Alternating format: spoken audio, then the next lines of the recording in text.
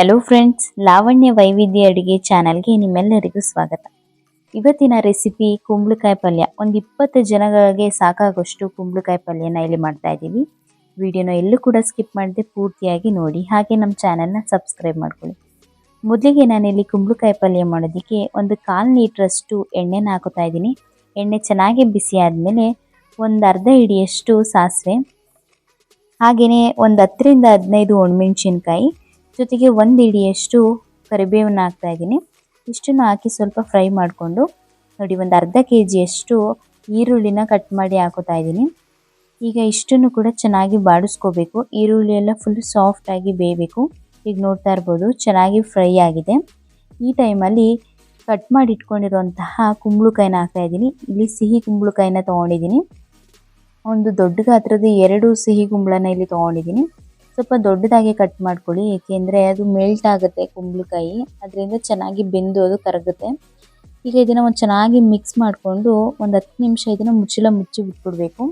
ಅದಾದಮೇಲೆ ನೋಡಿ, ಮತ್ತೆ ಇದನ್ನು ಚೆನ್ನಾಗಿ ಮಿಕ್ಸ್ ಮಾಡಿಕೊಂಡು ಬೇಯಿಸ್ಕೋಬೇಕು. ಸ್ವಲ್ಪ ನೀರನ್ನು ಚಿಮ್ಸ್ಕೋಬೇಕು. ಸ್ವಲ್ಪ ಕೆಲವೊಂದು ಕುಂಬಳಕಾಯಿ ನೀರು ಬಿಡುತ್ತೆ, ಇನ್ನು ಕೆಲವೊಂದು ಬಿಡಲ್ಲ. ಆ ಟೈಮಲ್ಲಿ ನೀವು ಒಂದು 1/4 ಲೀಟ್ರು ಅರ್ಧ ಲೀಟ್ರಷ್ಟು ನೀರನ್ನು ಹಾಕೋಬೇಕು. ಅದಾದಮೇಲೆ ಇಲ್ಲಿ ರುಚಿಗೆ ತಕ್ಕಷ್ಟು ಉಪ್ಪನ್ನು ಹಾಕ್ತಾಯಿದ್ದೀನಿ.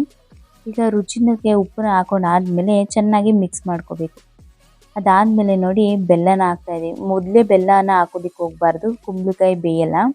ಅದರಿಂದ ಒಂದು ಅರ್ಧದಿಂದ 3/4% ಬೆಂದಮೇಲೆ ನೀವು ಬೆಲ್ಲನ ಹಾಕೊಳ್ಳಿ. ನಾನಿಲ್ಲಿ ಒಂದು ಅರ್ಧ ಅಚ್ಚಷ್ಟು ಬೆಲ್ಲನ ಹಾಕ್ಕೊಂಡಿದ್ದೀನಿ. ಕುಂಬಳಕಾಯಿ ಪಲ್ಯ ನೀವು ಯಾವಾಗ ಮಾಡಿದ್ರೂ ಬೆಲ್ಲ ಹಾಕಿ, ಏಕೆಂದರೆ ಅದು ಸಖತ್ ಟೇಸ್ಟ್ ಕೊಡುತ್ತೆ.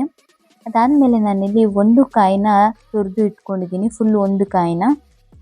ಈಗ ಅದನ್ನು ಹಾಕಿ ಚೆನ್ನಾಗಿ ಮಿಕ್ಸ್ ಮಾಡಿಕೊಂಡು ಒಂದು ಹಿಡಿಯಷ್ಟು ಸಣ್ಣದಾಗಿ ಕಟ್ ಮಾಡಿರುವಂತಹ ಕೊತ್ತಂಬರಿ ಸೊಪ್ಪನ್ನ ಹಾಕ್ತಾಯಿದ್ದೀನಿ. ಈಗ ಇಷ್ಟನ್ನು ಹಾಕೊಂಡಾದ್ಮೇಲೆ ಒಂದು 5 ನಿಮಿಷ ಇದನ್ನು ಚೆನ್ನಾಗಿ ಬೇಯಿಸ್ಕೊಂಡ್ರೆ ಸಾಕಾಗುತ್ತೆ. ಇದನ್ನು ಜಾಸ್ತಿ ಬೇಯಿಸುವಂಥ ಅವಶ್ಯಕತೆ ಇಲ್ಲ. ಕಾಯಿ ತುರಿ ಕೊತ್ತಂಬರಿ ಸೊಪ್ಪನ್ನ ಹಾಕೊಂಡಾದ್ಮೇಲೆ ಈ ರೀತಿ ಚೆನ್ನಾಗಿ ಮಿಕ್ಸ್ ಮಾಡಿಕೊಂಡ್ರೆ ರುಚಿಯಾದಂತಹ ಕುಂಬಳಕಾಯಿ ಪಲ್ಯ ರೆಡಿ ಆಗುತ್ತೆ. ಈಗ ನೋಡ್ತಾ ಇರ್ಬೋದು ಎಷ್ಟು ಚೆನ್ನಾಗಿ ಬೆಂದಿದೆ ಅಂತ.